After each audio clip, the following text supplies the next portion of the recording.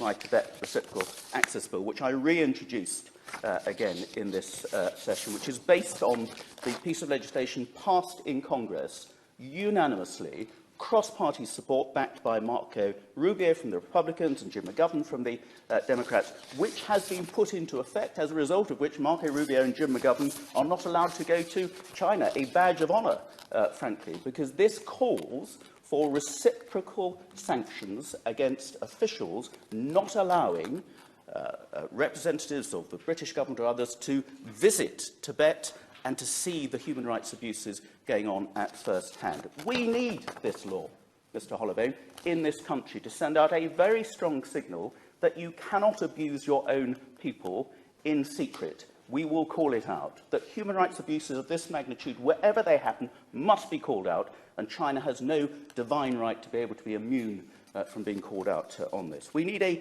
UN special investigation into genocide and the use of slave labour. We remember the Tesco Christmas card incident last year, where somebody found a message from slave labour being used to produce these Christmas cards in part of China. We must resist Huawei. We must resist the influence on UK boardrooms of highly paid British directors taking the Chinese shilling.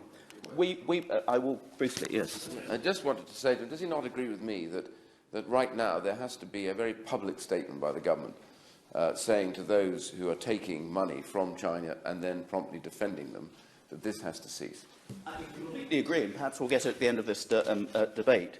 And we must also call out the Confucius Institutes, which are wielding sinister influence in our universities and increasingly in our school classrooms as well, where they are giving money supposedly to teach Mandarin, but there's another subtle agenda going on there as well. As my right honourable friend has said, the Magnitsky legislation is absolutely made for these sorts of abuses, and we must bring that forward.